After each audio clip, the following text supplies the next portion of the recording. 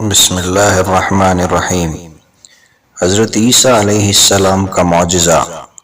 بیان کیا جاتا ہے کہ بنی اسرائیل میں ایک شخص تھا جس کی بیوی نہایت حسین تھی، جس پر وہ اسرائیلی فریفتہ تھا۔ چنانچہ جب اس عورت کا انتقال ہو گیا تو اس اسرائیلی کو بڑا قلق ہوا اور ایک مدت تک وہ اس عورت کی قبر پر بیٹھا روتا رہا۔ اتفاقاً حضرت عیسیٰ علیہ السلام کا ادھر سے گزر ہوا تو انہوں نے اس اسرائیلی کو پریشان حال دیکھ کر اس کا سبب معلوم کیا۔ جب اسرائیلی نے اپنا واقعہ بیان کیا تو حضرت عیسیٰ علیہ السلام نے دریافت فرمایا، کیا تو چاہتا ہے کہ میں اس کو تیرے لیے زندہ کروں؟ اس نے عرض کیا کہ ہاں حضور، یہی میں چاہتا ہوں۔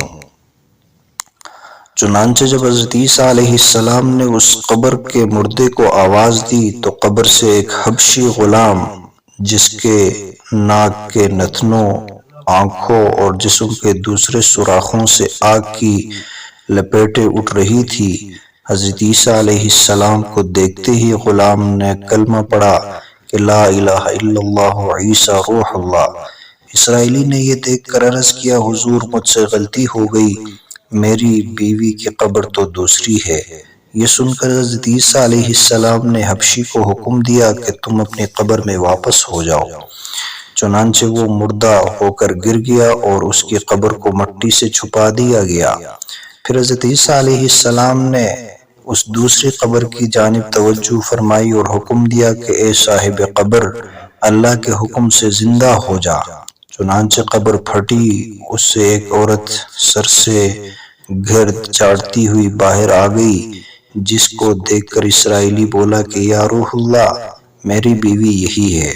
اور حضرت عیسیٰ علیہ السلام کے حکم سے وہ اسرائیلی اپنی بیوی کو ہمراہ لے کر واپس ہونے لگا، مگر عرصہ سے جاگا ہوا تھا، اس لیے اس پر نیند کا غلبہ ہو گیا، اور اس نے بیوی سے کہا کہ تیری قبر پر گریہ وزاری اور بیداری نے مجھے ہلاک کر دیا ہے، اس لیے میں چاہتا ہوں کہ کچھ دیر آرام کر لوں۔ بیوی کہنے لگی کہ ہاں آپ آرام کر لیجئے۔ چنانچہ وہ اسرائیلی بیوی کے زانوں پر سر رکھ کر سو گیا۔ اتنے میں ایک گھوڑے پر سوار ایک شہزادے کا ادھر سے گزر ہوا جو اپنے زمانے کا یکتا حسین تھا، جس کو دیکھ کر شہزادی از خود فریفتہ ہو گئی اور اس کا دل قابو میں نہ رہا۔ اس نے شوہر کا سر زانوں سے نیچے رکھا اور فرط محبت و غلبہ شوق سے مجبور ہو کر شہزادے کے سامنے جا کھڑی ہوئی۔ ادھر جیسے ہی شہزادے کی نظر اس پر پڑی، وہ بھی اس کو دیکھ کر اس پر فریفتہ ہو گیا اور عورت کی خواہش پر اس کو اپنے گھوڑے پر بٹھا کر لے گیا۔ چنانچہ اس کے شوہر نے بیدار ہو کر جب اپنی بیوی کو نہ پایا تو نہایت پریشان ہوا اور اس کے ملنے کی تدبیریں سوچنے لگا۔ سوچتے سوچتے آخر اس کے نشان قدم پر چل کر اپنی بیوی کو تلاش کر لیا، جو شہزادے کے پاس پہنچ چکی تھی۔ اس کو دیکھ کر اسرائیلی نے شہزادے سے عرض کیا کہ یہ میری بیوی ہے، آپ اس کو چھوڑ دیجئے۔ ابھی شہزادہ کچھ کہنے بھی نہ پایا تھا کہ اس عورت نے کہا کہ میں تیری بیوی نہیں بلکہ شہزادے کی لونڈی ہوں۔ یہ سن کر شہزادہ اسرائیلی سے کہنے لگا، کیا مجھ سے میری لونڈی کو لینا چاہتا ہے؟ اس نے کہا، خدا کی قسم یہ میری بیوی ہے، جس کو میرے سردار حضرت عیسیٰ علیہ السلام نے مرنے کے بعد میرے لیے زندہ کیا ہے۔ ابھی یہ گفتگو ہو رہی تھی کہ اتفاقاً حضرت عیسیٰ علیہ السلام بھی وہاں تشریف لے گئے، جن کو دیکھ کر اسرائیلی کہنے لگا، یا روح اللہ، کیا یہ میری وہ بیوی نہیں ہے جس کو آپ نے میرے لیے زندہ کیا ہے؟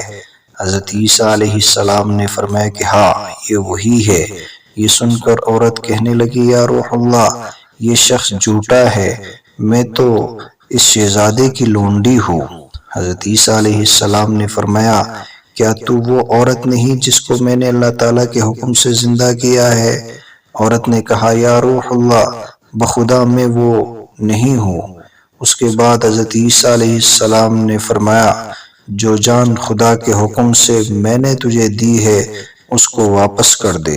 یہ سنتے ہی وہ عورت پھر مردہ ہو کر گر پڑی اور حضرت عیسیٰ علیہ السلام فرمانے لگے کہ جو شخص ایسے آدمی کو دیکھنا چاہے جو کافر مرا تھا اور زندہ ہو کر ایمان لایا تو وہ اس حبشی غلام کو دیکھ لے جو پھر ایمان کی حالت میں مرا ہے، اور جو کوئی ایسے شخص کو دیکھنا چاہے جو مومن مرا تھا پھر اللہ نے اس کو زندہ کیا اور وہ کافر ہو کر حالت کفر میں مر گیا تو اس عورت کو دیکھ لے۔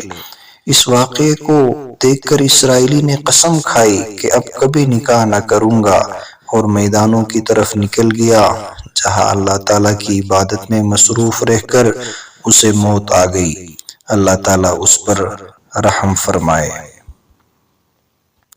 حکایات الصالحین میں یہ واقعہ نقل کیا گیا ہے۔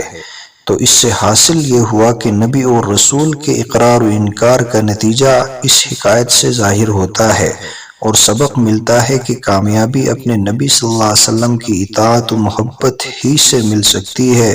چنانچہ ہمیں بھی چاہیے کہ ہر حال میں اپنے نبی صلی اللہ علیہ وسلم کی اطاعت کو سامنے رکھے، چاہے دل مانے یا نہ مانے، لیکن نبی کریم صلی اللہ علیہ وسلم کے طریقوں کو لازمی اپنایا جائے۔